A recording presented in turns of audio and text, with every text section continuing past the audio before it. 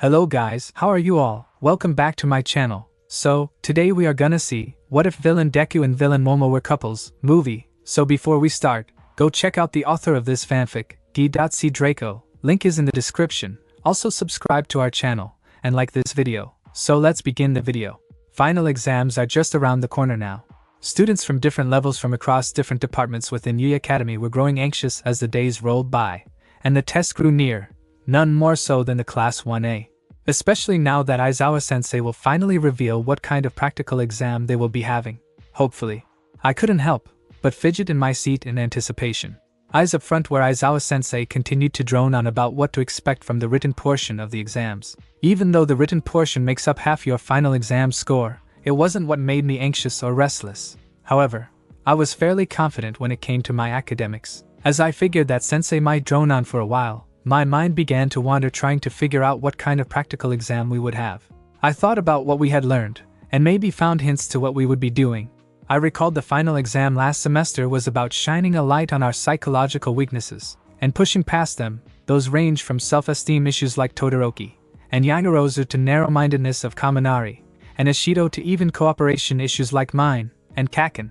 That covers all of what to expect from the written exams. Aizawa started snapping me from my inner thoughts.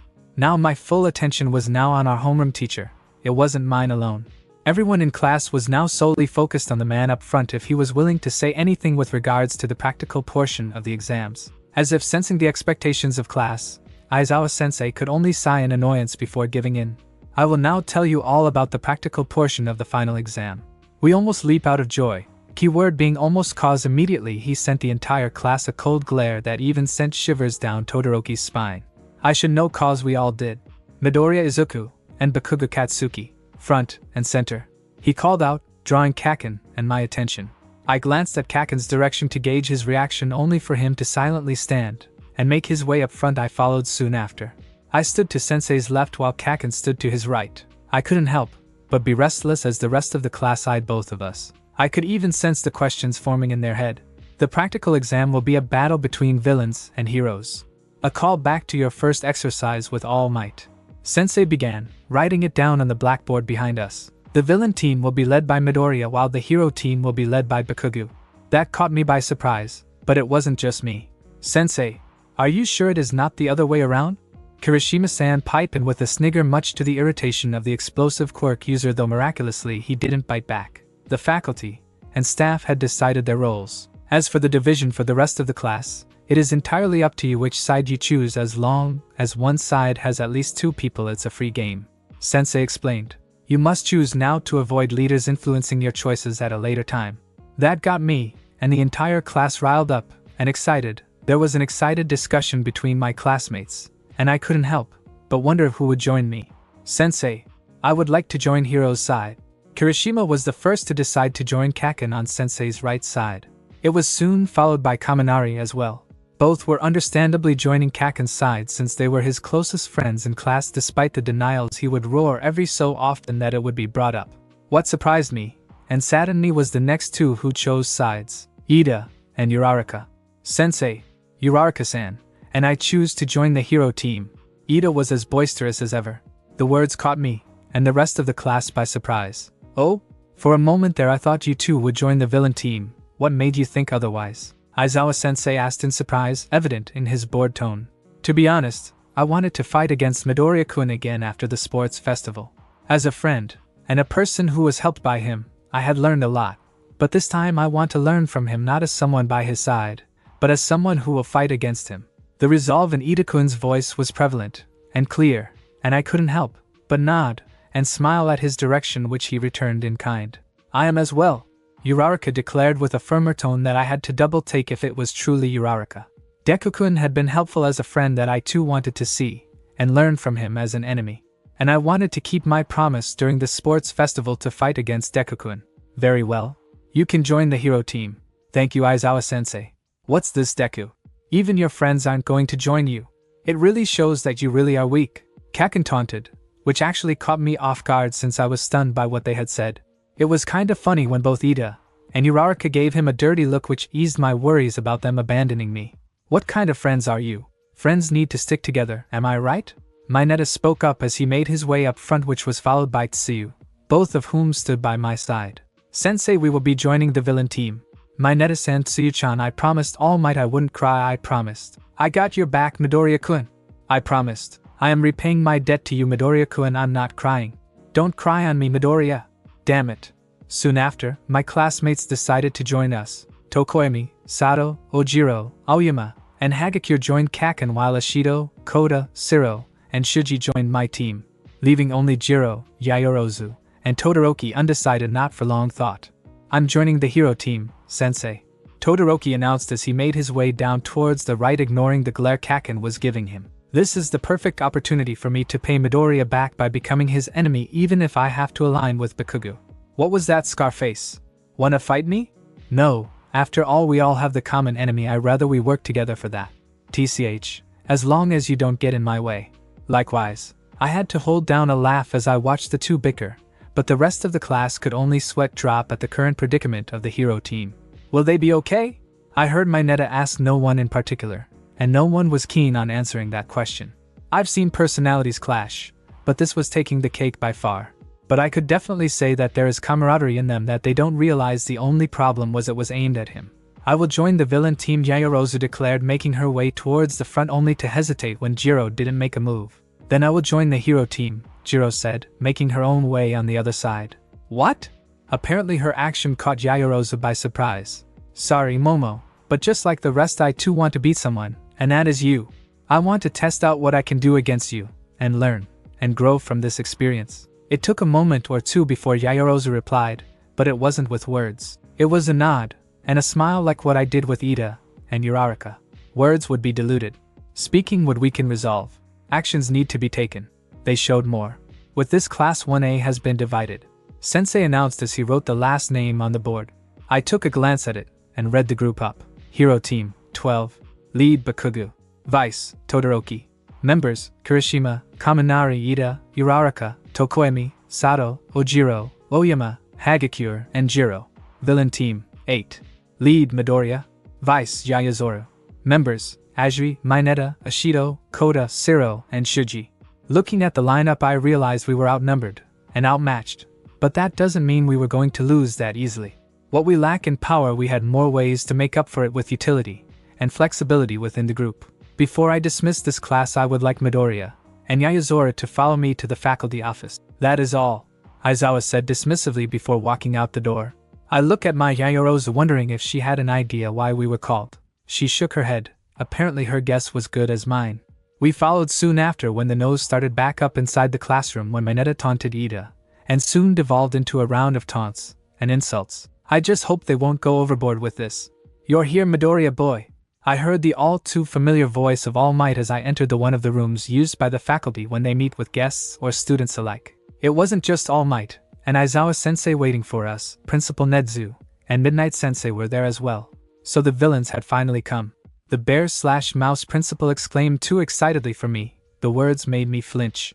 Given how much I had gotten involved with villains, I never thought that word would be associated with me even in a simulation. Whoops, sorry, got too carried away there. He immediately apologized. Apparently it was evident not just on my face, but on my classmate as well.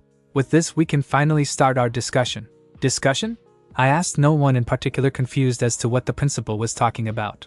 A villain's objectives. Aizawa answered straight as always. You learned this during heroics class that a villain has different objectives. They range from terrorism to simple mugging. We are here to discuss those objectives as well as other details. With that said, I shall now present to you your objectives as a villain. This time it was Midnight Sensei that chirped in, handing us a sheet of paper. With a small thank you, I accepted it and began reading the details. My Vice also started reading the moment she received her own paper. As I continued to read through our objective, each one as simple as the next, but what caught my interest was the final and last objective, which had only one word. Escape?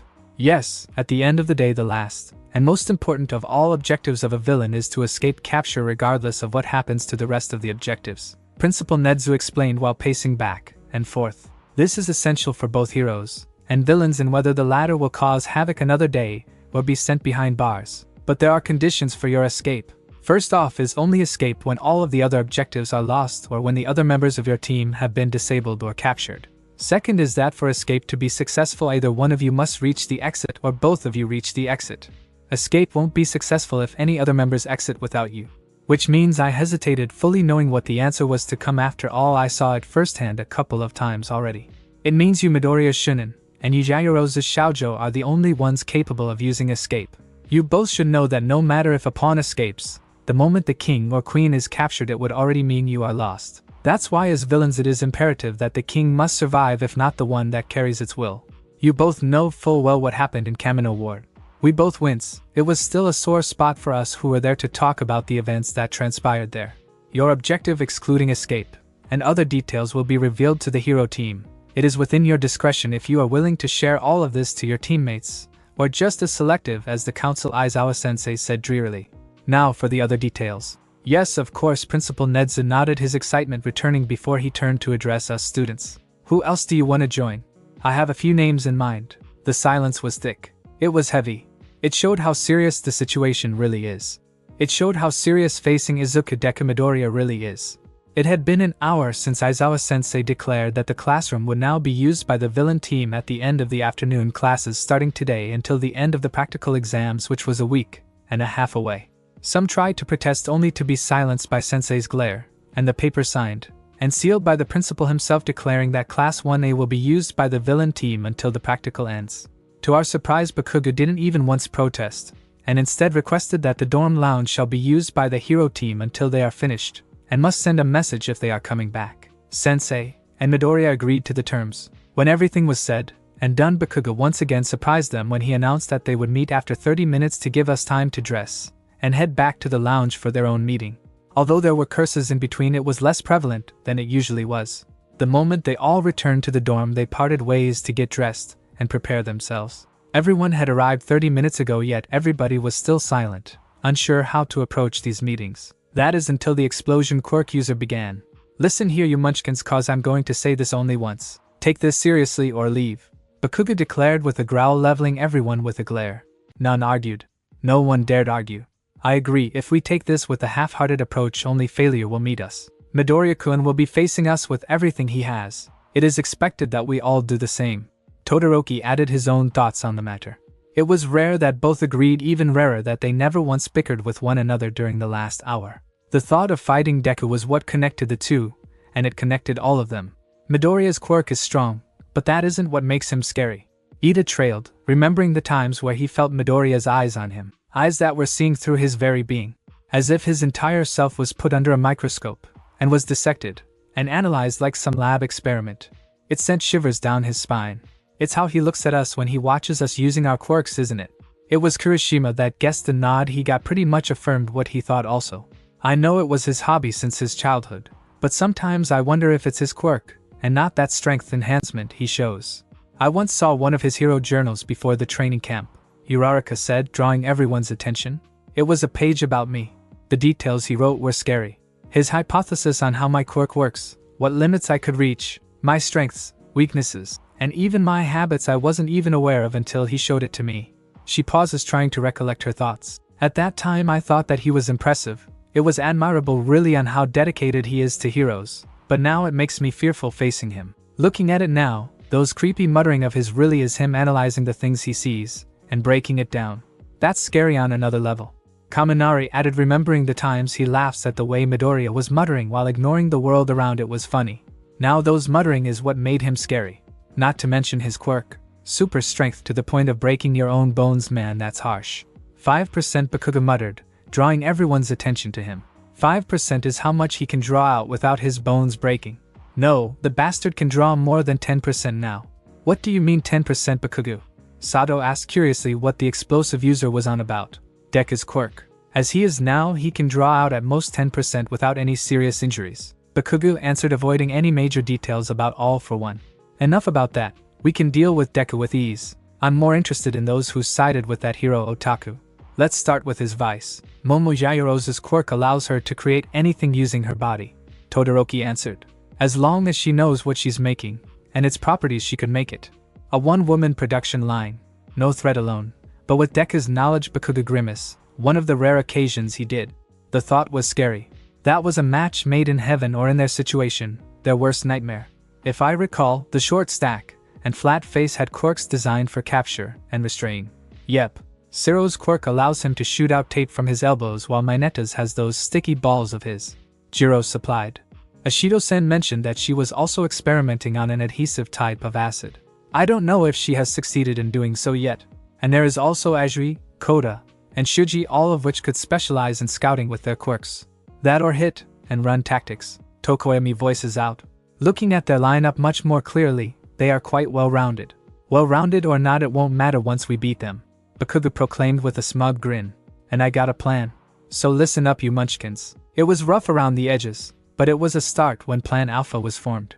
It was 2 hours into the discussion when their phones rang, and were notified that the villain team were done with their own meeting, and were coming back to the dorms. It was their cue to finish their own meeting before they arrived. With a plan formed, they called the meeting to a close. When the doors to the dorm opened, it revealed the pale faces of Mineta and Koda, which were followed by the rest of the VT. It unnerves them when Mineta couldn't stop muttering about Midoriya, journal, and frightening, followed by the rest of them being thankful that Midoriya was a hero rather than a villain. They all were thankful for that. Where's Deku-kun and Yamamo-san? Uraraka asked, noticing her friend's absence. Well, they went to the principal's office to ask some details for the practical exam. Ashido chirped with a teasing grin. Is someone jealous? Why? No, I'm not, Uraraka denied before floating away in a red flustered mess. So are these the students you want to join you during the practical? Principal Nedza asked. Looking at the list of students, 7 names were listed, 4 of which were part of UA while the other 3 came from different schools. While this isn't surprising given our agreement on help, especially the first 4 names, color me impressed that you want other students from different schools to join in on our little exams. While I do have the connections and power to contact them, it is still up to you to convince them to join your cause. Do you understand? Yes, Principal Nedzu. Just for the sake of curiosity, why did you choose these 7 students? Trump cards. Interesting. To be continued. Short won this chapter sadly, but never fear. I have an omake and a sample as to what I have been doing. So have a taste of my own version of Papa Deku. Omake corner. I could only gulp in nervousness as 20 pairs of eyes were glued onto my form. The attention was too much for me as I tried to look away from them.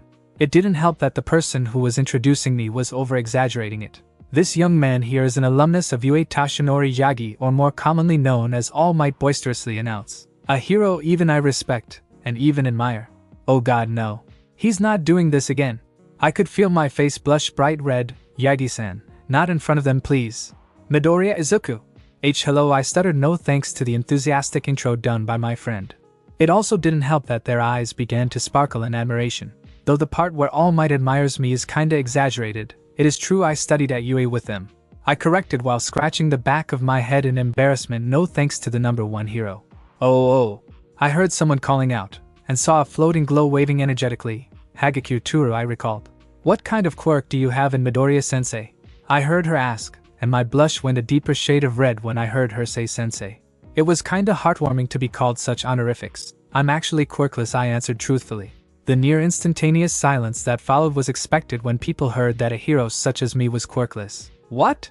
I couldn't help but chuckle at their almost comical surprise. The following flood of questions made me laugh even harder. I didn't miss the other teacher's smile and smirk in Aizawa's case. Calm down, students. Let Izuku-kun finish Nomuri Kiyama or Midnight so the public settled the rather surprised class of heroes. Thank you, Kiyama-san, I smiled at her as the class finally settled. I didn't miss the tint of red showing when I turned to her. She must be catching a cold. Winter is around the corner after all, and her hero outfit really doesn't suit well with the cold. Truthfully, I was initially part of UA's regular course, but was transferred to the heroics department after the sports festival, but that's a story for another time. The disappointing noise they made was kinda cute, then again there were more loose-mouthed among them swearing, which I rightfully ignored. Now, I am sure that Aizawa-san and the rest may have explained this to you, but let me explain it again. I started changing the topic away from my status as a quirkless hero, and my past. As you all know, heroes can't save everybody, such truth hurts, but we must learn to accept that. Natural calamities, terrorism, and rampaging villains are but a few of what heroes face in the real world. As much as possible we minimize casualties in these incidents, or avoid it at all. Those casualties would be broken physically and or emotionally. As heroes we also lend a helping hand to them as they begin to heal, and learn to stand once more on their own 2 feet. I pause as I look at the next generation heroes. Today here at UA Foundation Orphanage, I will teach you how to help those victims heal. I gestured towards the door behind me, and continued. Behind this door are children who lost their parents to calamities, abandoned, or even they themselves are victims of the grasp of villains. The first step into healing them of such scars is to be their light, and the hero. I paused, and couldn't help but show a pleasant smile to the UA Class 1A.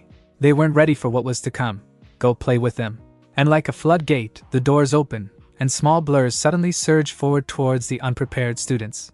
Before they could react, they were dragged back inside the door, and into the mercy of dangerous creatures known as children. Have fun!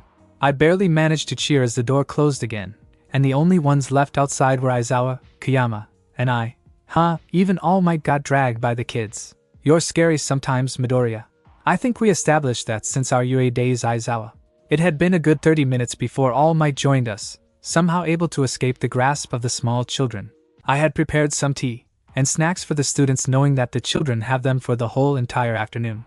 It brought a small smile to me when I snuck a glass at the room and saw that the children had been divided into groups by the different students. Uraraka Achiko was entertaining them by floating small toys into the air. Koji Koda had somehow talked to the birds and were flying in circles above the children. Although those were the more adaptable students in the class, which also include Momo Yayazuru, and surprisingly Shudo Todoroki, who was creating ice sculptures, and even a slide made of ice. The rowdier bunch were gathered by the more boisterous hero to be like Katsuki Bakugu, Denki Kaminari, and Aijiro Kirishima. I also saw a small group gathered around Minoru Mineta. From what I heard from Aizawa, the small guy was a huge pervert. I feared that the person was corrupting the children, only to notice that he was being kept in check by Tsuyu Ajiri, and were doing a comedy gag somewhat. What worried me more was the group of students who were just standing around, who included Tenya Ida and Rikaida Sato. The looks they gave were of confusion, and lost on what to actually do. I was tempted to lend them a hand and give them advice, but remembered that they need to learn this on their own. I also remembered a saying from one of my mentors back then, stating that not all quirks are suited for certain situations. It's the hero's job to find a way to work around that. Satisfied with how things are, I made my way back to my office where All Might and the rest are waiting. When I entered the office, I was in for a peculiar sight. All Might was holding back Midnight, while Eraserhead was carrying a small blonde child with a horn on her right side of the forehead who was glaring at Midnight. Did I miss something? I asked no one in particular, looking back and forth between the two sides. The brat called me old, Midnight growled, trying and failing to break free from the symbol of peace. Let me go, Tashinori. I'm just going to teach this brat not to call women old. Calm down, Midnight. It's just a child. Yagi was struggling to keep the plus 18 hero at bay, which was kinda amusing and amazing at the same time. Midoriya, my man. A little help would be appreciated right about now. Oh right, you guys haven't met yet, I said as I took the small girl from Aizawa, which elicited a small squeal from the child. Midnight, meet my daughter, Eri Midoriya. The moment I said those words, Midnight suddenly became slack in All Might's arms, and became quite much to the relief of Yagi, but he wasn't prepared for what came next. You're married. What? No. I was actually caught by surprise by that. What made you think that? Is it Pixie Bob? She accused. What got this to do with Sachikawa-san? MT lady then? I haven't met Takayama-san in a long while. Then she was cut short by a small chop by Aizawa, who was getting annoyed by her antics. I also noticed her cute pout at the end of it. I just pray that such a face will only stay between us four friends. I don't know what would happen if her fans would know that Midnight could pull such a face. I rather not imagine it. Calm down, Kayama. Let the guy finish. Thanks, Aizawa. Let me rephrase what I said. Eri is my adopted daughter. Remember that time when Aizawa and Tashinori raided that Yakuza hideout? I saw her nod. She is the girl they saved, and became curicless after the incident. She kinda grew on me, and I on her. I paused as I ruffled the small girl's head. I couldn't stop the small smile that showed on my face. So I adopted her, and became my daughter. I finished, and glanced back at my sadistic friend only to see her tearing up. Oh right, I forgot that she also tends to be emotional. Such a heartwarming story, Midoriya. You are truly a hero, she said in between sobs. I know, right? All Might agreed, who was also tearing up. Heck, I even noticed Aizawa wipe a tear away. I was considering how emotional they are from my story, and I'm the most emotional of them all. So you're not married? Who would even marry me? Meanwhile, at the Forest of Magic Beast, 3 women suddenly sneezed, and wondered who was talking about them, bar Tiger. Meanwhile, on the streets of Tokyo, MT Lady suddenly sneezed, and wondered if she should modify her costume for the oncoming cold. Meanwhile, inside Nitai's office, Ryukyu and Bubble Girl sneeze, and wondered who was thinking of them. Later that day, the Izuku harem plan went live. So what does the pompous 1A want from us, Class B? Momo started with his usual attitude when it comes to our class. Thankfully Itsuka was there as well to rein him in. It was the day after the class divide following the reveal from Aizawa-sensei. With how the divide was split 12-8, we were in need of reinforcements. Thankfully Principal Nedzu allowed the villain team to recruit other students outside of class, and maybe even outside of the school as long as the individuals in question accepted and were willing to help. With that knowledge, most of yesterday's meeting went into thinking on who to recruit, and how to recruit them to our side. There were names thrown around between all of us present. They range from former classmates back in middle school to our seniors, and even teachers. At the end of it all, we came up with 7 names. Now it was just a matter of convincing them to join us. I just hope we succeed. We want you to join us in the upcoming practical test. Yaoyorozu started without batting an eye. Her focus was with the other person at the table, Itsuka Kendo, class president of 1B. And what do we get if we join you? HM? Momo started with a smug look on his face. I could sense him taunting us soon. From what I heard, you guys are facing quite a nasty lineup. Even then you are outnumbered. If I wanted to see you on your knees, I would rather join the winning side. The guy was cut short when a large hand smacked him upside the head before hitting his head on the table. We aren't exactly in a great position ourselves. Now that caught our attention. I raised my eyebrow with piqued interest as to why Kendo said those words. What do you mean, Kendo-san? Momo here taunted the rest of the class into joining the hero team. If it weren't for Tetsu convincing them to join us, we would be going against the entire class by ourselves. How exactly is Class B divided? 4 against 16. Why? Yaoyorozu's voice is what I had in mind. How did he taunt almost everyone in class to go against him? Then again, the guy liked to rile up our class as well. It's a long story, and one I would rather not talk about. That was understandable given that I could guess what really went down, and how he was able to rile them up against him. That was why we needed Momo for our team. It wasn't just for his quirk, but also his uncanny ability to get under someone's skin. We also needed Kendo as the only person we knew who can rein the guy in, and avoid any unnecessary conflict within the group. Then we would like to offer our help in exchange for yours. I offered, getting to the point of why we're here in the first place. I cannot say for the rest of my team, but I, and Yaoyorozu-san, are willing to aid you during your own practical exams. It wasn't exactly an offer they could refuse, but it was a start. While we too had a discussion about who to recruit as well between the two of you, only Yaoyorozu-san was someone we considered Midoriya-kun. While your quirk is indeed powerful, the drawback isn't exactly something we could ignore. Kendo honestly said, it was understandable why they didn't want me to join in. Thankfully it was within my expectations. What they needed now was versatility and stable power. My quirk is versatile and powerful, but the real issue was how stable it was. The moments Class B saw me use my quirks are far and in between, and each time they saw me use it, I was in taters afterwards. What they didn't know is that I wasn't just offering my quirk. In the outside world, information is key, and I intend to use that knowledge to my full advantage. I pulled out a notebook within my bag and showed it to them. That caught their attention. Hero Journal, Class 1B? What is this all about, Midoriya-san? Kendo asked, curious and nervous at the same time. I really can't blame them. That there is the compiled profile of students within Class 1B. Each student has a page or two dedicated to them. Written there is all the observation I noted for each one of you, from your quirks, limitations, weaknesses, and strengths, even snippets of habits and tics you do consciously or unconsciously, I explained as I watched Kendo flip through the pages, her face progressively going paler by each turn. How? I have eyes like Kendo-san. I watch, I observe, commit to memory, and write it down. I managed to bite back a stutter. It was at these moments that I must not falter, show a sign of weakness, and opening you may lose it all. I've been doing this for the past 12 years. I have confidence that most if not all are the truth. It was time to offer her something she couldn't refuse, which anyone couldn't simply refuse. If you join us, this journal will be yours to keep and use as you see fit. Even better, I am willing to help you and teach you everything within this journal. They were silent. Even Momo was silent. It wasn't that often a hero blackmails another hero with secrets. But at that moment, they weren't heroes, they were villains. And right now Izuku Midoriya, was playing that part. It left a dark pit within his guts, even Yaoyorozu's as well. But this was part and parcel of the practical test. Principal Nedzu said it himself.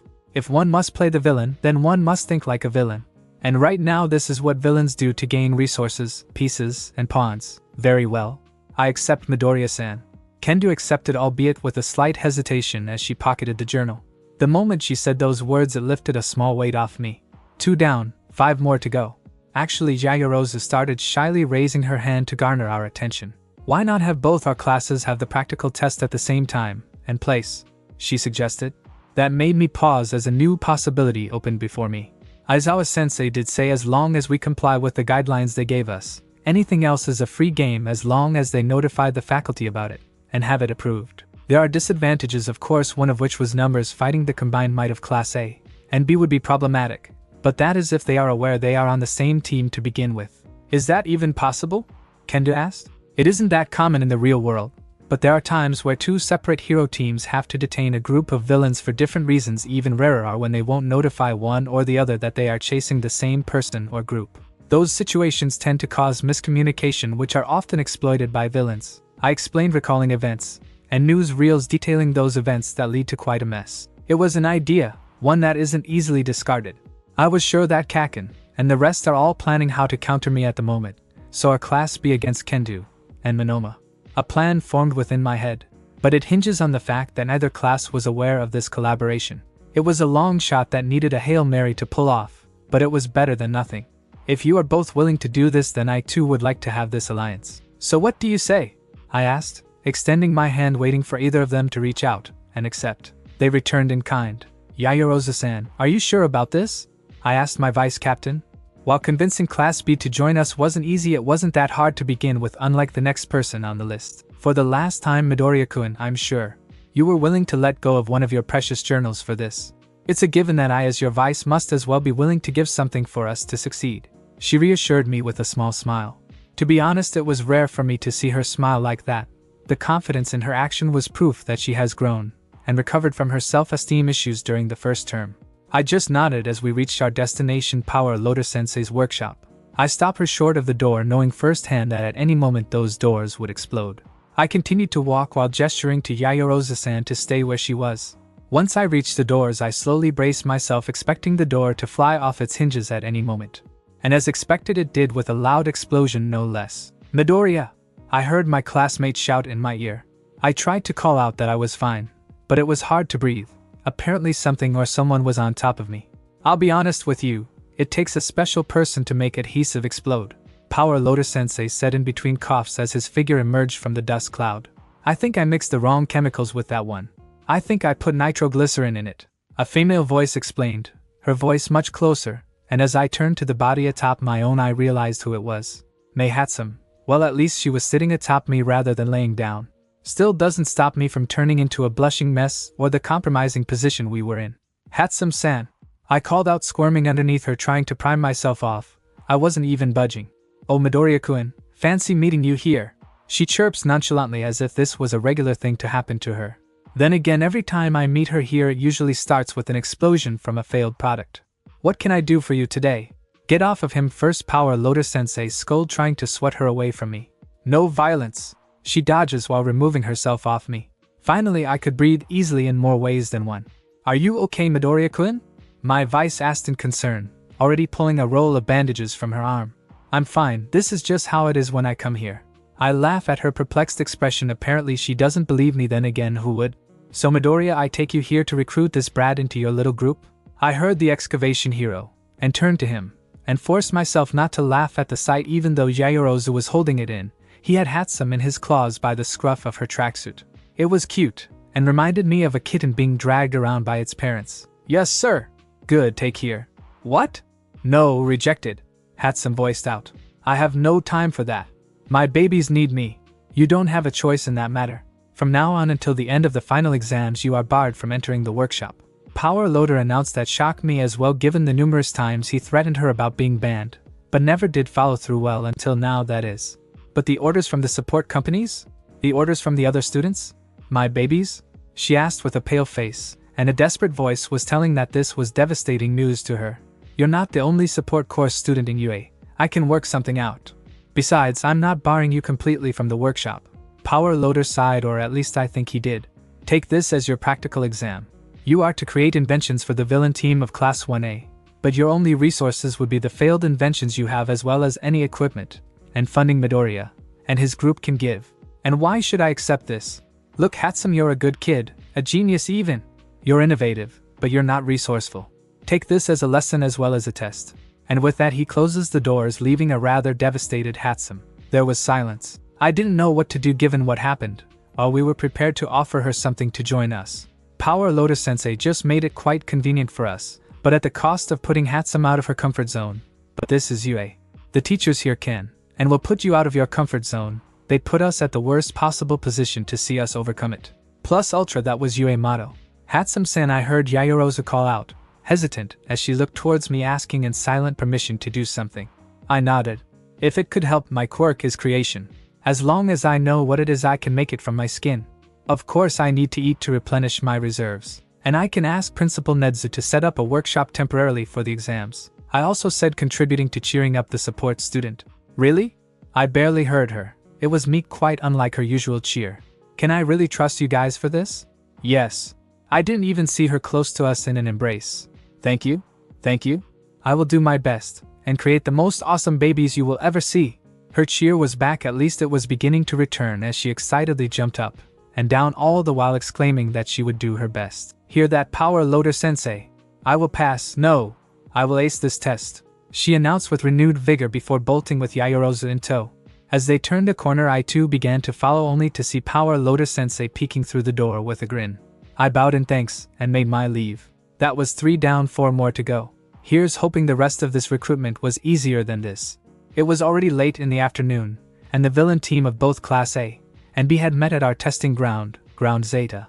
Along with us were Mei Hatsum, who was busy setting up shop at her new temporary workshop, and Hitoshi Shiso, who was the easiest person to join us earlier with just a plain yes, and no questions asked. I had found out later that Aizawa-sensei had a hand in Shinso joining our team. He was to be transferred to Class A once this was all over. We were almost complete now. Just a few more students left. Midoriya-san, we are already here. What are you waiting for exactly? Kendo asked curiously as she stared at the gate entrance to Ground Zeta. Our trump cards. And just like that, the large gates opened to reveal All Might guiding the people we have waited for. Students from the different high schools that we had known. Ketsubuki Academy's Yoshindo, Shiketsu High's Inasa Yorashi, Seiji Shishikura, and strangely it was their class rep Nagamasa Mora instead of that girl Kami that made their group. Isamu High's Kashiko Sakugai, Romero Fujimi, Dayton Tadan, and finally Tsuyu's friends Habuko Mongoose. We are here! All Might boomed, turning into his muscle form for a smile, and waved before turning back moments later. Tsuyu-chan, Habuko-chan. The two friends met, and hugged each other, a tender moment for both of them despite the wrongness I still feel every time they do that. Yo Midoriya! I heard some call out, diverting my attention away from the touching moment. I saw Shindo wave at me as he made his approach. Thanks for the invite despite being a villain. I really want to see how UUA students train, and this is the best opportunity for me to do so. It's nothing really. You have my thanks for accepting it. I waved it all with thanks and smiled. After all, it wasn't easy playing the villain knowing that we were aiming to be heroes. Midoriya-san. I heard someone shout my name, and as I turned I saw Yorashi dashing towards me before making a full stop, and slammed his head into the ground. Thank you very much. Raise your head, Yorashi-san. This is too much. I really thank Midoriya-san for granting us this opportunity to work with you. Mora thanks with his own bow, a bit more reserved than the hot-blooded student of their school. Though I apologize that Kami could not come with us, I will volunteer as her replacement. No, I should be thanking you for accepting our request, I said, waving my arms. It was getting a lot more embarrassing as time went on. It was disappointing that Kami wasn't able to join, but it wasn't something I hadn't expected yet. You can only hope after all, and with this assembly it was more than I hoped for. Midoriya-san. A new voice called me out. This time it was feminine. I turned my attention to the lone female representative of the outside students, Kashiko Sakugai. Thank you for having us again despite what happened last time. This time she didn't formally bow, much to my relief, but instead nodded her head in gratitude. I will make sure that it won't happen again. No, really. It's nothing. I sighed, looking at each one of the people who came to help before I bowed my head. Thank you very much. Now then, what are we waiting for? I imagine you have a plan the moment you called us out for help, Shindo said with a grin. I returned with my own. I do. And you might not like this. They heard it all. Read it through. It was a plan. It was savage. It was something a villain would have thought thoroughly. And right now they are the villains, and this is how they would play it. All Might was worried about Bakugo more than he should be. Later that day, All Might called Gran Torino, and told him how thankful he is for finding Midoriya. He'd rather not think about him as a villain he would like to face. I couldn't help but sigh as I trudged my way down the stairs, and down the hall towards the pond where my notebook was tossed by Kakin earlier, his words echoing in my head. A dark reminder of the unfair world that I lived in, and the nickname that haunted me since childhood, Deku worthless. As I came near the pond, I couldn't help but notice a man just around his 30s was sitting there with an all too familiar notebook in hand. As I got closer, I noticed his clean black suit from the looks of it could cost more than the apartment where my family and I lived, and then some. He had black hair with streaks of gray on the side, a goatee that surprisingly fit well with his appearance, though his eyes were hidden from view with an all too expensive brand of sunglasses despite being around late afternoon if the setting sun was anything to go by. As I came a few feet near him, he noticed my presence with a quirk eyebrow, closing my notebook before looking fully in my direction. When I saw his full face, I instantly recognized him, a hero recognized by all around the world, his name as common as All Might in circles of the community. Iron Man. I couldn't help but mumble out his hero name, the most famous quirkless hero in America, and by far the most influential and richest heroes around. You must be Izuku Midoriya? He asked while gesturing to the notebook in his hand which had my name on it. I could only nod, not trusting my voice to stutter in the face of such a great man. I expected someone with a larger brain, he muttered with a complete surprise in his voice. So what is your quirk? What? I blurted out, completely caught off guard by how casual he was. Super intelligence? He ignored me completely, eyeing me up and down as if scanning for some sign of my non-existent quirk. Nah, you don't look the type. Hypersense? I could only sway my head in denial. Some kind of observational quirk then? Now that I have a look at you. He came closer, looking deep into my eyes as if some kind of answer would be found. Nah, you don't have a special iris for those. Okay kid, I'm stomping on your secret. I'm actually quirkless, I answered meekly. It didn't help that I stuttered for a moment. Quirkless? He asked with an incredulous look or quirk of brow. Yes, quirkless, I affirmed his suspicions. You're telling me that he pointed at me, made 12 notebooks worth of this. He then pointed at my hobby in his hand. It's a hobby? That came out more like a question than anything. It was kinda embarrassing to openly admit such things to a hero of all people. Tell me, your hobby is to write about heroes, deconstruct their quirks, reveal their habits and tics, and hypothesize about their weakness as well as strengths. Yes? There was a moment of silence as Tony Stark continued to eye me. I broke contact as I felt heat rising up my cheeks. This is too embarrassing.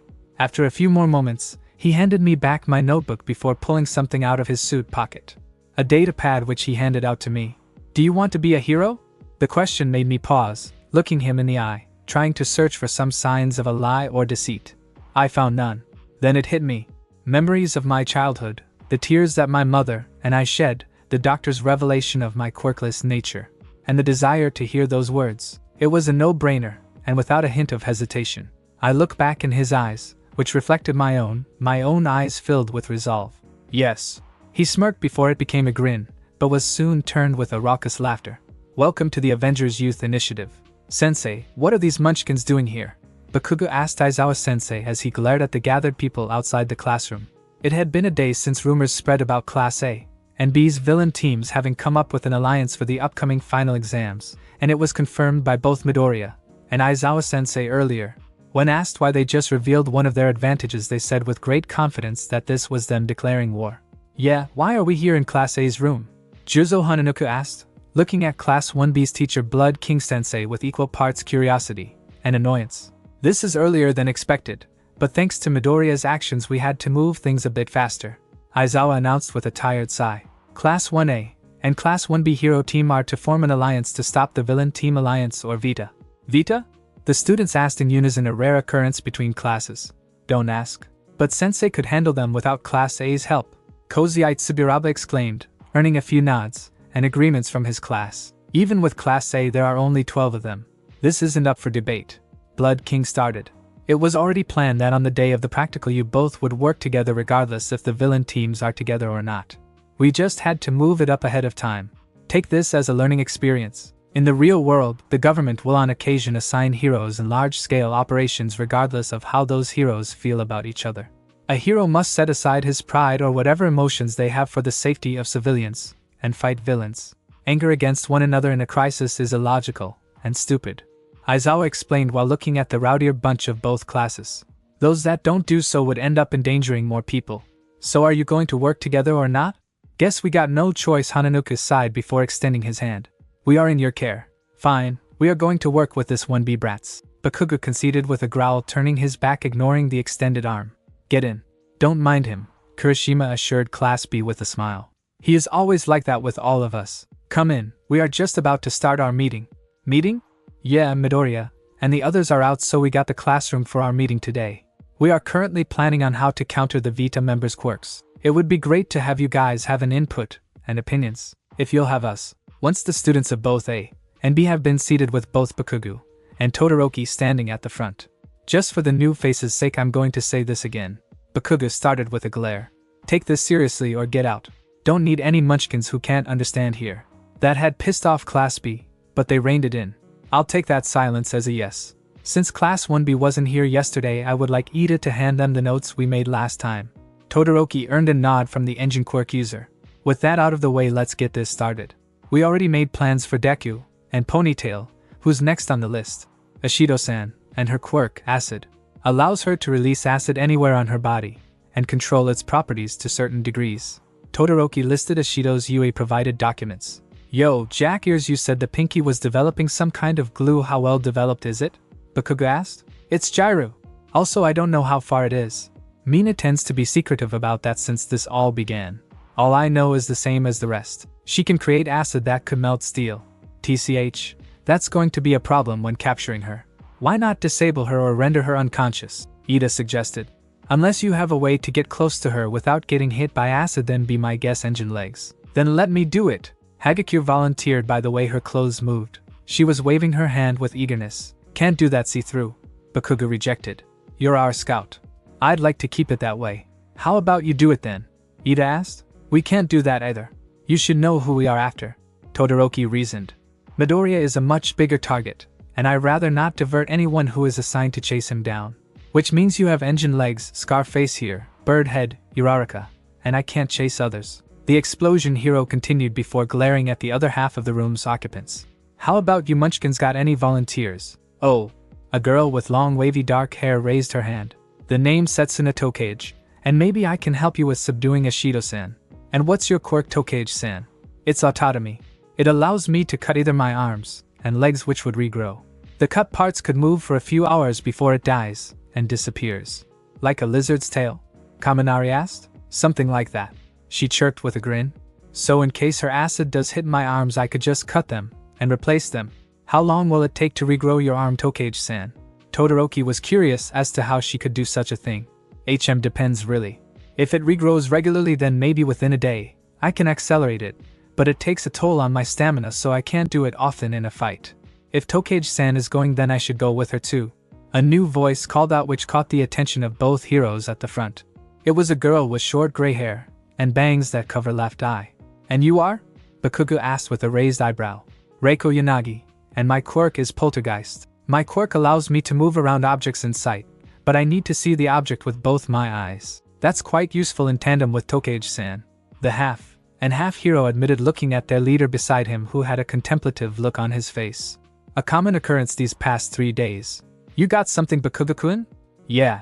He nodded before directing his gaze to the rest of the group. Change of plans. Birdhead will go with Lizard Tail, Ghost Girl, and Twinkle Toe, and subdue her, and anyone with her. Are you sure about Bakugo-san? Todoroki just said that we can't allow a person to give chase to someone he isn't assigned to. Tokoyami was curious as to why he changed his mind. That's because we lack manpower to do so. Now Bakugo pointed at the group of students from Class 1B. While Deku may have gained at most 4 people, we got ourselves 16, which gives us something to work with for us to crush those bastards. Very well. It's your call. Now then, who's next? Bakugo asked with a grin. It had been a few hours since they began with most of the countermeasures planned. They had called it a day. Class B was attentive, and were friendly enough despite Bakugo's mouth running from time to time, as well as the uncanny nicknames he had given to people. Their meeting was drawing to a close, with most people having to group up to counter a specific individual or group. Finally, the people handling Koda would be Idiot Pikachu and Jax Frears. Are there any questions, you fuck much? Yeah, I have one. Tokage-san raises her hand, gaining the attention of everyone in the room. This has been bothering me for a while now. You called every one of us names except for Uraraka-san. Is there something missing here? That earned a good round of laughter from Class 1A, and a healthy blush from the Gravity Girl. Todoroki hid his smile behind his hands just to avoid the ire of the explosion hero. Don't worry about it, Tokage-san. Bikugu only calls a person's name if he respects him, or in Uraraka's case her. Kirishima explained, which triggered Bikugu into a fit of curses and rage, which got ignored by Class A. Oh, so they are a thing then. What was that you gender-banned Deku? Bikugu roared before giving chase to the fleeing Class B student. Much teasing was done. The week rolled fast, and in a blink of an eye it was the final term test. The written portion of the exam was breezed through without a hitch, with none of us failing. Even Kaminari and Ishido got an above-average score. It was what would happen next that got everyone on edge. With plans made, and everything we could think of prepared, it was just a matter of time for everything to come together. And that day was tomorrow. Tensions are high with everyone on the edge. Dinner was an awkward affair to say the least. No one spoke, and ate in silence. Once finished, they would clean their own dish before heading back to their rooms. Not even one lingered around the common rooms either. It is worse now compared to the days before. While silence prevailed, most of the time there were pockets of whispers and chirps from time to time. This time was different. They all know why. I sigh as I finish up my dishes and store them with the rest. There wasn't much left to do, and I had decided to go up to my room and review the plans one last time. It's not like sleep would come easy for me today. As I made my way up, I noticed Yayorozu waiting at my door. Momo? I was called out by her nickname that Ishido used. She didn't mind that most of us called her that. Keyword being most. Sorry about this, Midoriya. Is it a bad time? She asked with a sheepish smile. I recovered from my shock and shook my head. No, it's fine. Would you like to come in? I offered with a small smile. I know it was embarrassing showing a girl my room, which was filled to the brim with All Might memorabilia, but strangely enough I was calm in inviting her in. As I moved in to open the room and entered, she followed suit. No matter how many times she has entered my room since all this started, I couldn't help but smile at her awestruck appearance every time she sees All Might memorabilia. Seriously, Midoriya, I can't help but be awestruck at so much All Might you have. Even after all this time? Especially all this time. I mean the sheer size of this collection, and you had said before this was just some of them. Are you sure you are not rich? She asked with mild curiosity. I can't say I'm surprised. Even Uraraka had asked that a few times when we had a study group in my dorm room. Not really. It's just that Dad sends quite a lot of money from his work overseas, and it is just me and my mom, so we do have quite some room for some spending, really. I explained with a small laugh. Anyway, what do you Momo need? Ah, that's right. Can we review our plans for tomorrow? It's just that. The tension is getting to you? I offered. She nodded in affirmation. It wasn't that hard to figure out given the whole situation in the dorm.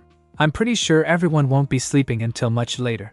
It's okay, I'm pretty sure I won't be able to sleep unless I go over everything too.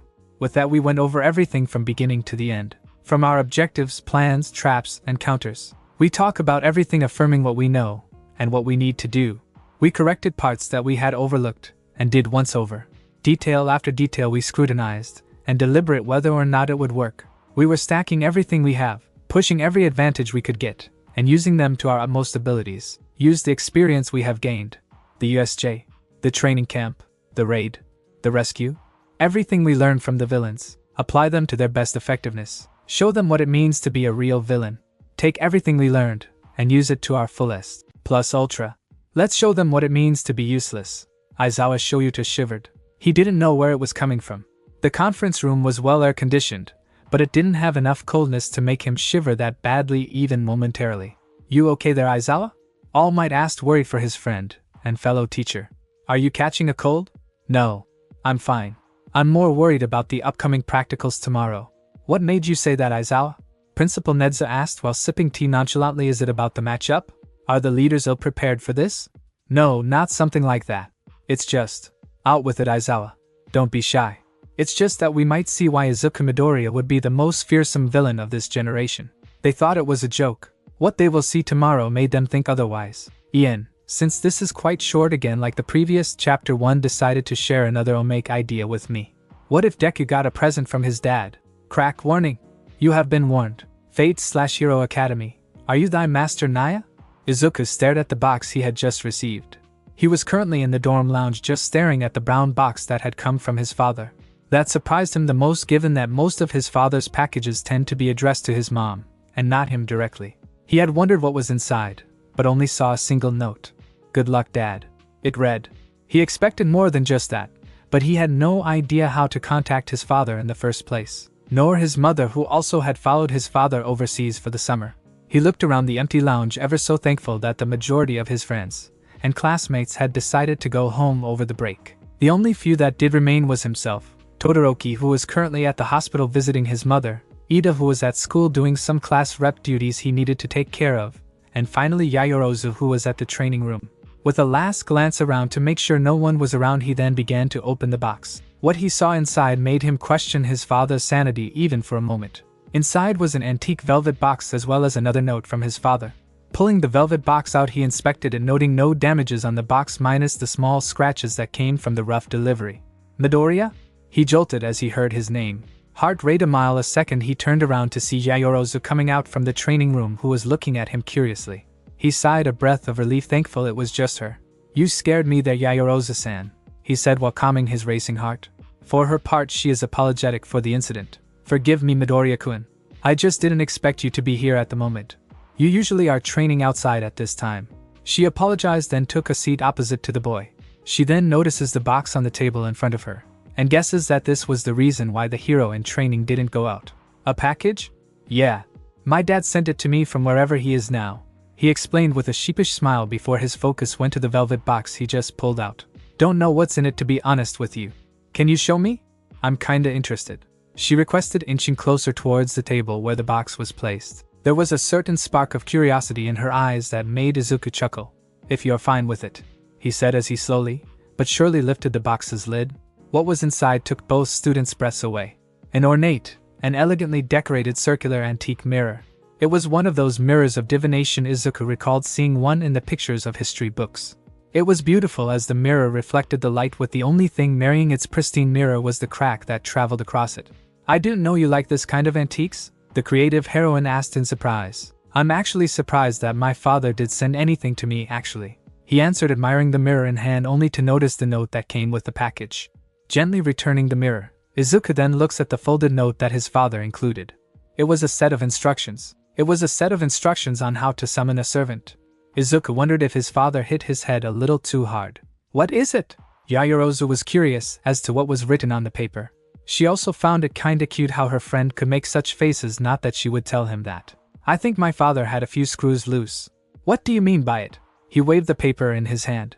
"Is a set of instructions that said would summon a servant." He sighed, this got to be a joke. "Let's try it." That made Deku pause as he looked at the only other occupant. Momo noticed the questioning look that was sent her way meant she needed to explain. "I mean, if it's a joke then nothing would happen, so there should be no harm done. What could possibly go wrong?" "Everything," he thought, but kept it to himself, glancing at the paper in hand as well as the antique box. The pleading look on her face was not something he could turn down. "Are we all set?" Deku called out as he finished drawing the summoning circle drawn on the paper. "Yep," Yaoyorozu chirped as she placed the mirror at the center of the circle. She then cleared the area and went to the gathered group of Ida and Todoroki, who had just arrived. Ida had vehemently tried to stop whatever they were doing, only to concede when his own curiosity won. Deku took a deep breath and focused. Concentrating on the mirror and the circle, he began to chant. "Let silver and steel be the essence. Let stone and the Archduke of Contracts be the foundation. Let rise a wall against the wind that shall fall. Let the 4 cardinal gates close. Let the 3-forked road from the crown reaching unto the kingdom rotate. Let it be declared now. Your flesh shall serve under me, and my fate shall be with your sword. Answer, if you would submit to this will, and this truth. An oath shall be sworn here. I shall attain all virtues of all of heaven. I shall have dominion over all evils of all of hell. Yet you shall serve with your eyes clouded by chaos, for you would be one caged in madness. I shall wield your chains. From the 7th heaven, attended to by 3 great words of power. Come forth from the ring of restraint, protector of the holy balance." And with a great blinding light something happened. Deku's hands began to throb as something began to etch itself onto his skin. His strength was falling, but managed to catch himself before falling. And as the light receded, they saw someone at the center of the circle. Cherry pink hair, vibrant golden iris, a golden bell around her neck. Red kimono shows more skin than it should have. But most of all that they noticed was the cat-like features she had. Oversized paws, cat ears, and a fluffy tail. "I am Berserker Wan," she started, looking at Izuku directly. "Tell me, Wan, are you Wan Master?" On that day Izuku Deku Midoriya wondered if fate existed. If so, then she could go die in a corner. Today was the day. That day I had prepared for it. The day for the Civil War. Class A's hero team had risen early to give them time to prepare and suit up. They noted that the villain team had woken up and left way earlier than them. Preparation was done mostly in silence. There was the occasional mumble and whispers, but no one was overly loud or noisy. Even Bakugo was strangely quiet. When all said and done, and everyone had gathered, they left for Ground Zeta, their battlefield. The walk towards Ground Zeta was done in silence. It wasn't awkward, and for the most part calming. Halfway through, Class 1A met with their counterpart Class 1B, and decided to go there together. With both classes now together, the silence was broken, and small talks and whispers were exchanged. They were all excited, none can deny that. The moment they arrived at the area, they were greeted by a large number of people, some running around doing errands, others setting up equipment, and at the center of it all were their teacher. They carried forward, ignoring the multiple men and women giving them looks of awe and wonder. They stopped the moment they were in front of familiar faces of UA's staff. "Good morning. I see everyone has arrived early." Principal Nedzu greeted, scanning over the heroes in training, quite eager to begin the test as well. "Good morning, Principal Nedzu," they greeted in unison, a face set in determination and focus. The bear/mouse/some kind of mammal nodded with an excitable smile. "Ah, youth, this is going to be a great day indeed." Nedzu spoke with a faraway gaze that made the students' sweat drop and the teachers sigh. "I believe introductions are in order." The principal snapped back to reality before gesturing towards the gathered adults. "You are all well acquainted with our staff already, but there are two people here I want to introduce to you." The bear/mouse gestured towards two people hidden behind the faculty. This is when the chief of police Kenji Tsurigami Nedzu gestured to a dogman who was wearing a very fine black suit, and his daughter is Cadet Police Officer Ami Tsurigami. The principal then gestured to a girl roughly their age. She had raven black hair and snow-white skin. Her cat-like eyes were heterochromatic, with her left being fire red and her right ocean blue. An epitome of a Yamato Nadeshiko would have been the best description of her. It didn't even matter if she had cat ears and a tail. A true Japanese beauty. "Wait!" Kaminari exclaimed, drawing attention to himself. He ignored it in favor of pointing between the police chief and his daughter. "She's your daughter." That made them pause as the realization dawned on them. As one, they turned to look at the pair in question. "That's right." "Woof." The police chief barked in confirmation, sending the students into confusion. "She inherited my wife's quirk." "Woof." Despite the answer, it still felt weird in a natural way. All of them mentally decided to save it for later. After all, they weren't here for such trivialities. "We are here today to represent the police force for today's practical exam." "Woof." The older Tsurigami started catching the students' attention. "My daughter here will lead a group of police cadets that will go with you during the exam." "Why are we hearing this now?" Ida voiced out what all of them had thought. "Just like in the real world. The police and servicemen will provide support for you during times of crisis. I will explain more once we are settled and can begin our briefing." Eraserhead answered lazily before pointing at an ensemble of chairs and podiums behind the adults. They complied. After a few moments of people shuffling around and finding an open seat, the briefing began. "Good, everyone is here." Eraserhead started looking at the gathered cadet police and heroes in training. "Today we will be conducting a joint simulation between UA and the police academy. This is also being the final exams for this semester for both schools." There was a bright flash as a screen came to life. On it was the familiar face of UA's students. "These are the villains you will all be detaining. Details about them will be handled by the heroes in training." Ida observed the screen with rapt attention. True enough, they were their classmates and schoolmates, all lined up in their mugshots. What he noticed, however, was that almost all of them had a different costume on. He wanted to ask, but was cut short when their teachers continued on, and the screen switched to another scene. "Ground Zeta. This is Ground Zeta, your battlefield for today. Here." Eraserhead clicks a button highlighting three separate buildings. A circular building nearest to the marked entrance, a tower with a direct line of sight on the entrance located at the far end, and finally a large bank near the edges of the projected map. These three buildings will be your objectives. Another click, and the screen zoomed in on the nearest location, the dome structure. This is Zeta Botanical Garden, a botanical garden as well as a research facility that focus on biochemical hazards. There were screenshots of the interior and exterior. Most of them were empty and devoid of human life, except for one. There was an image, a group photo of researchers. Behind them was the front of the garden. These people are the researchers of the garden. They are currently being held hostages at the moment by villains. Your objectives are to rescue these people and find out what those villains are after. "Sensei," Ida called out with a raised hand. "Are these people normal civilians?" "Good question, Ida-kun," Midnight responded.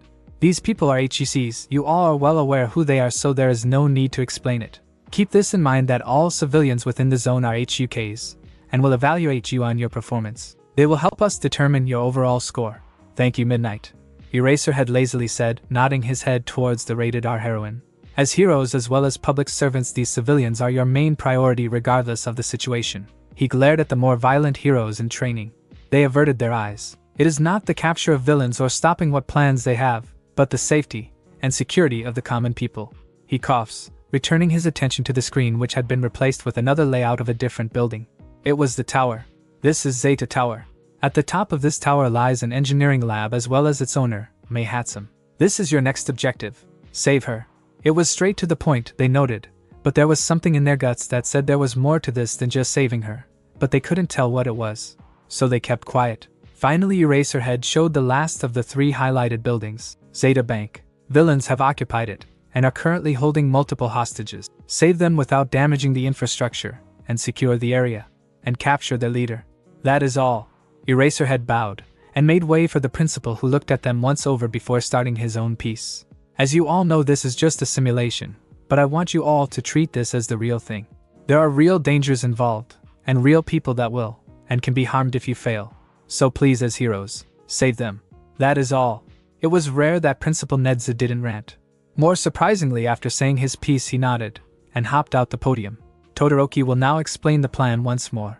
Do you think their plan would work? Eraserhead asked the gathered staff of both schools inside the observation room. All eyes watching the multiple screens streaming the entire zone. The test had begun, and the students had just entered the tunnel leading into the zone itself. Their plan was well thought out, detailed even. I commend them that they were able to take into account the possibility of police cadets. Woof, the chief of police commented as he watched her daughter run alongside Bakugo. Sadly, like all plans, the heroes had just arrived at the other end of the tunnel. They stopped dead in their tracks. The scene was magnified. They could make out the surprised and dumbfounded looks the hero team and the police cadets had on their faces. Who wouldn't? After all, right in front of them, clad in a simple white long-sleeve polo shirt and silk vest, plain black slacks, and leather shoes, was villain. Not just any villain. It was the villain. Izuka Deku Midoriya. It won't survive first contact. Woof. With an awkward smile, and waved the entire plan meticulously prepared by the heroes shattered, and all hell broke loose. Villain sighed. Delay? I was watching as the HUCs situated themselves around the botanical garden when I heard the echoing sounds of the bell. A warning that there was only 5 minutes before the exam begins. 5 minutes for us to get ready. Sonny! One of the older HUC called out. Don't mind us, we are just about ready. Now go! I smiled, and bowed before heading my own way. I passed by other members of the HUCs, each one giving a smile or a wave or the occasional good luck. It was weird, really. Here I am playing the villain, and people are cheering for me. Surreal even. I shook my head, banishing the weird thought before I devolved into a senseless mutter. I decided to do a final check on everyone. I pulled out a small earpiece created by none other than Hatsum and Yaoyorozu. It was specially designed for our use for this day. Is everyone ready? I called out through the radio static. It took a moment, but soon enough someone replied. Remind me, Class A, why must I work with this side character? Monoma's voice cackled over the radio. What was that, you pompous brat? Another voice said over the frequency. It belongs to Shinkatsu's Shishikura. Your attitude is rather grating for a student of UA. I sometimes wondered if putting those two together was a good idea. We're fine here. Ignore these two. A new voice assured me. Shinso was calm as ever despite having to rein in the more unpleasant bunch. I really am thankful for him. Mina here. Kuda and I are fine. Ashido-san chirped excitedly. Tsuyu and Mongoose-chan are ready, Karo. And one by one they replied through the earpieces, notifying that they're already except for one. This is Yaoyorozu. We have a problem. That can't be good. Yaoyorozu, what is it? I replied over the radio. We need more time to set up the entrance. The traps aren't fully set yet. That was bad. Really bad. How much time do you need? I asked, mine already a mile a minute, thinking of some kind of distraction to delay and impede Kaken's advances. After all, we need those traps for the plan to start successfully. 3 more. I hear her reply. I gritted my teeth when the 5 minutes bell had rung a good 3 minutes ago. Which means I need a plan to stop them for a solid minute. I had no idea how to buy that much time. Facing every one of them would be suicide. I can't delay them alone. Neither can I show our hands so early lest they realize something. I need someone to back me up, and not show himself. Then I realized something. A memory from almost a week ago. One of the many new babies Hatsum conceived. I'll buy enough time. I called out before activating full cowl and sprinted towards the entranceway. I barely heard her acknowledgement with the winds blowing by my ears. Hatsum, I called out. Is it ready? There was a moment of silence. There was no reply on the other end, and for a moment I thought the worst. Yep, this baby is ready, Hatsum chirps. I breathed easily enough and turned to the matter at hand. Then can you back me up?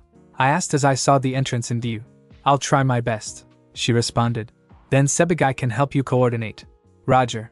I breathed easy as I finally made the final stretch.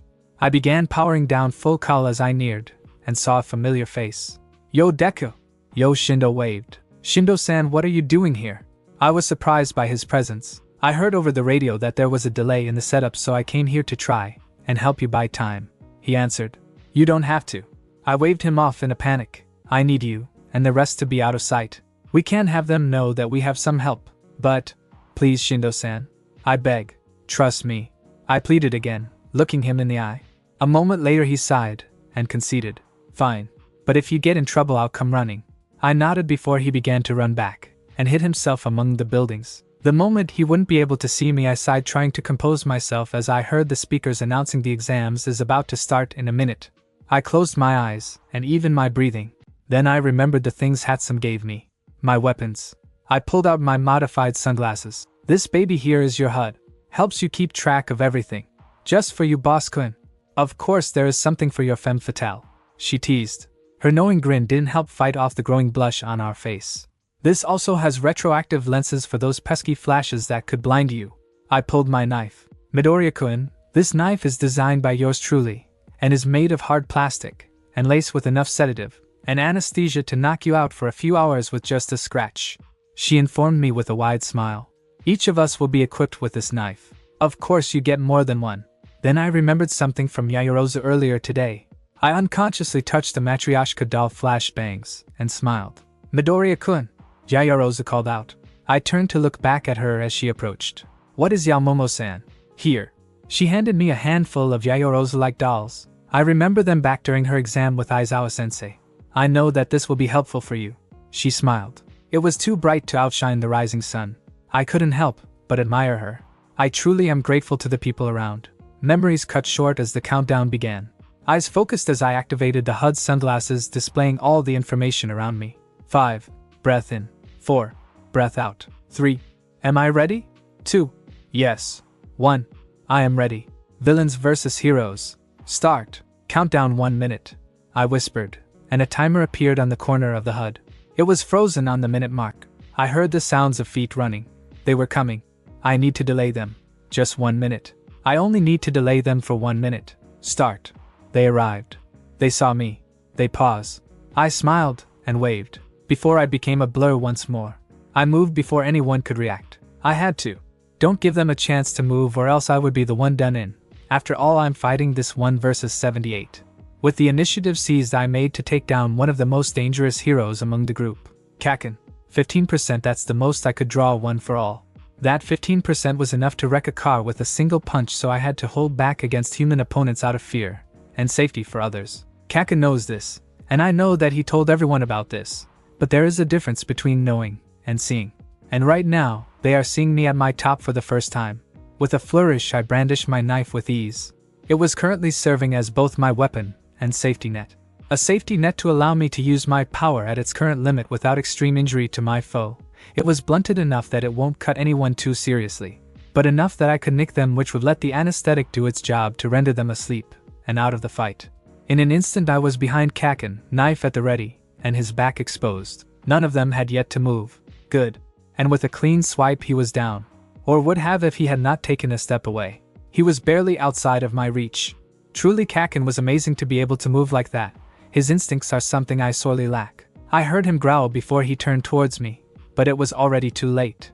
I was already on the move to keep my distance, and like that everything began to move. The exchange only took 2 seconds. I had to buy 58 more. DKU. Kaken roared, an explosion propelling him forward. To anyone it would seem reckless, to me it was calculated. After all, behind him on a follow-up was Satu and Kirishima, and even behind them was a jet of ice courtesy of Todoroki. I would have made to move, The key word was would have if it weren't for the distinct click I heard over the radio.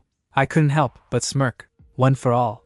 The quirk to pass on stockpiled power to its next user. Power was a broad description. Strength, speed, agility, and many more physical aspects could be called power, but it wasn't just limited to those. It also includes the mental aspects as well as the senses. Faster thought process, wisdom, and knowledge are also power. Keen sense is also power. Which means they are also stockpiled and passed on. Which means I hold 9 generations worth of it. It was only when I was able to use 10% that I had begun to notice this fact when I could hear whispers a good distance away when I was using full cowl. I also had a faster thought process when I was doing the many practical exercises. I had to ask All Might, and apparently this was the case when he too unlocked a certain percent of one for all. It differs from user to user while super strength comes first every time. The other abilities of the quirk come next depending on the user, and how much he could access. Apparently I had heightened senses as well as an accelerated thought process. It was only a matter of time when I gained the rest, All Might said. But right here, right now, those were enough. I heard the bang before Kaken saw the flash of light, and my smirk turned into a grin. I saw it in slow motion, his reaction to the flash of light as well as the near instantaneous decision to use his quirk to put some distance between him as well as shoving both Sadu and Kirishima to the side, leaving me to deal with the ice coming my way with ease in a single punch. The bullet missed Kaken, but didn't miss something else. I won't miss it. After all, having both Hatsum and Sekigai coordinating their quirks makes it so it is impossible to miss. A sniper rifle loaded with smart bullets was the invention they came up with to help suppress the heroes at long range. With Hatsum's quirk Zoom and Sekigai's sensory, it was the most effective tactic to use. Hatsum aims, Sekigai directs the bullet path. Police down, the city speaker blared, catching everyone's attention as I saw a police cadet falling down, asleep, and like dominoes everything began to fall. Sniper! One of the police cadets screamed in panic. A chain reaction among their ranks happened as they began to dive for cover. It proved fruitless as 3 more shots rang, 3 more fell. Kaken scowled, and made to charge only to step back as another bullet was passed, missing him, but hitting another cadet, another one down. A few moments later the fast-acting Todoroki was able to put a wall of ice, but not before another person had been taken down. 6 cadets down in a span of 20 seconds. The moment the ice wall covered them I let out a small breath of relief. Thank you, Hatsum. No problem, Deku, she exclaimed. Got to say this baby here is a beauty. I smiled before addressing the current situation. Yanamamo, is it ready? Just a bit. I heard some rustling from the radio before something clicked. There. It's ready, Deku. Good. Clear the area of Momo, I said before pulling out some of the Matryoshka dolls she had handed to me earlier. Shindo gets ready. Roger. I heard them before I charged headstrong towards the wall. I knew well it was a trap. After all, it was them. I expected it. Welcomed it. Ready for it. The moment my fist connected with the wall, it exploded into a shard of ice, wind pressure blowing it towards the gathered heroes and police cadets. I saw them already prepared for my attack. I saw Ida's engine ready fire. Beside him was Tokoyami's dark shadow already charging, and Jiraiya's ear jack aimed at me. What they didn't expect was the dolls I had tossed the moment I broke through. And a moment later a flash of light that rivaled the sun shone. And in that moment, in a single swipe of my knife, 2 heroes fell. Firmikage Tokoyami down. Tenya Ida down. The instant effect of the blade's drugs work as intended, catching the unconscious form of Ida and Tokoyami before pulling out of range from the rest of the heroes and the trap. Now! I called out, catching the stunned heroes off guard, and the ground shook with force. The earth they stood gave way in an instant. Some tried to get away from the collapsing floor, but were met with the side buildings exploding towards them. Trap, and the only way was down. The last thing I saw was the rage-filled face of Kaken, and heard the echoing roar as the abyss consumed them all. I looked up, and saw the other people rendered unconscious from the bullets all string up with tape courtesy of Ciro and his quirk. A relief that everything went according to plan even with the slight delay. I sighed in relief as the power of one for all receded. As I looked back down in the abyss I couldn't help but grin. Good luck. The end. Thanks for watching my video, and make sure to check out the author of this fanfic. Link is in the description. See you next time. Till then, sayonara.